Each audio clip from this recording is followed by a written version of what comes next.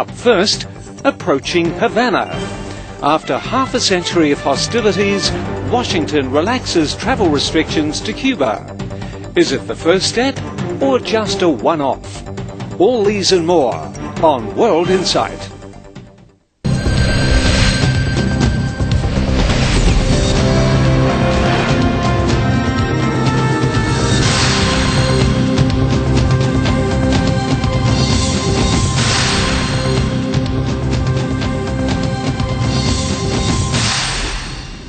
Hello and welcome to a new edition of World Insight with me, James Chow. As always, you've got 30 minutes of news and analysis, and all of it on a Chinese perspective on all the stories that count.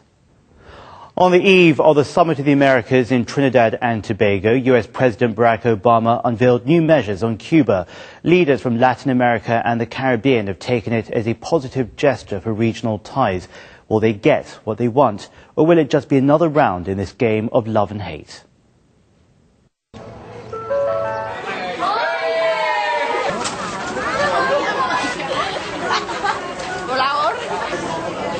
It's Cuban rum for the family reunion in Havana.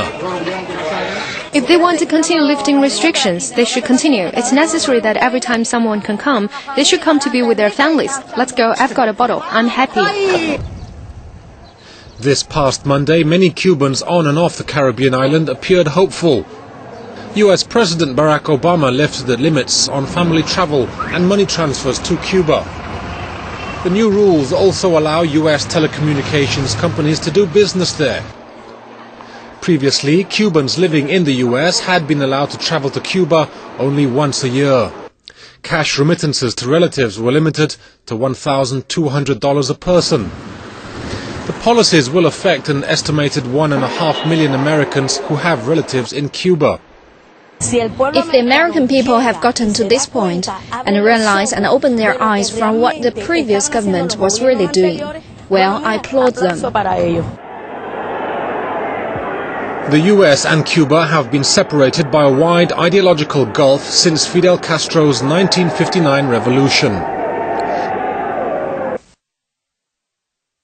In 1961, more than 1,000 Cuban exiles trained and financed by the US Central Intelligence Agency launched a botched invasion at Cuba's southern Bay of Pigs.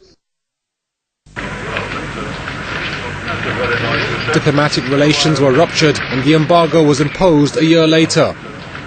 Thanks to the policies of the Castro regime that Washington demands Havana implement democratic reforms as a precondition for removing sanctions. Cuba refuses to budge. Our nation has had to learn to defend itself. Our nation does not throw bombs at other nations. Our nation does not send thousands of airplanes to bomb cities.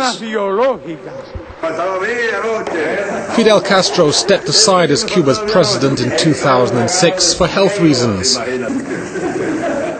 His younger brother, Raúl Castro, now leads the country. Raúl is flexible and pragmatic on economic reforms. But on political issues, Raúl is as tough as his brother. And it is from all these experiences that we have nourished ourselves. That's why we have been able to resist for half a century. And we are prepared to resist for another half century. Cuba has lost nearly $100 billion due to the US embargo, but the country is hardly isolated.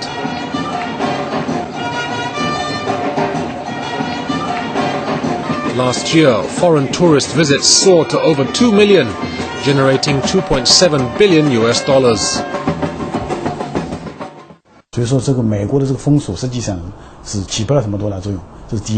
The policy of isolation has been defeated. The embargo has caused a high degree of economic damage, negatively affecting the welfare of the people of the two countries. Obama's moves make good on a campaign promise, and he's made it part of a major shift from his predecessor's more hardline approach to Havana.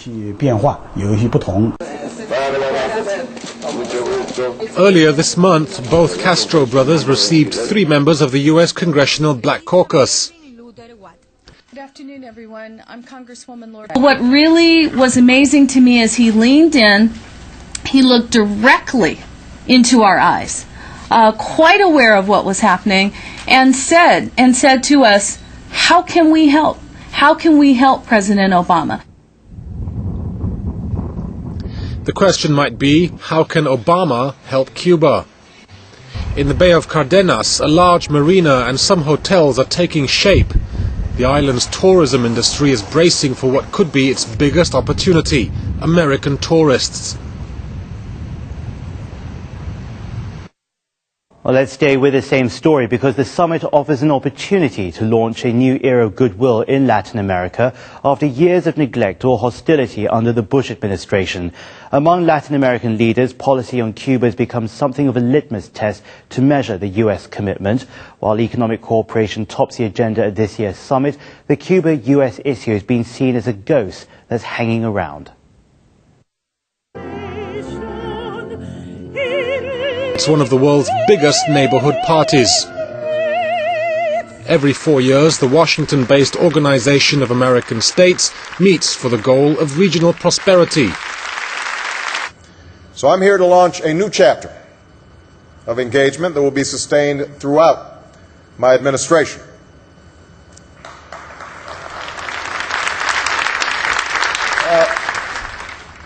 To move forward, we cannot let ourselves be prisoners of past disagreements. But Cuba hasn't been on the guest list since it was ejected in 1962. The fact is, in today's hemisphere, Cuba is the odd man out. Who, in truth, is the odd man out?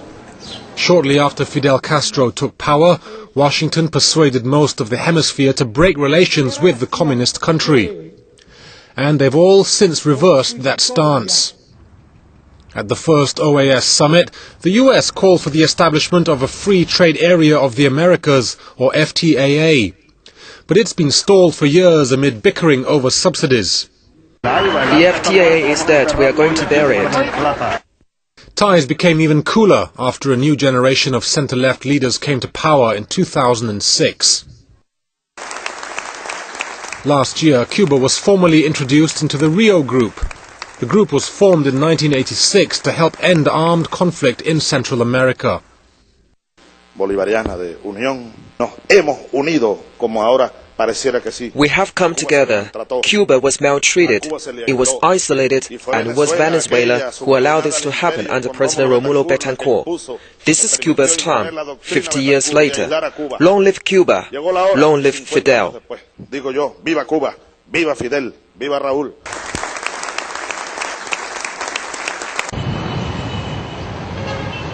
Latin American leaders used Cuba's entry into the Rio Group to call on Obama to end the US embargo against Cuba.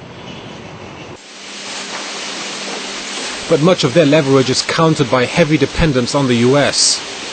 Trade with the US comprises about 50% of the region's total volume.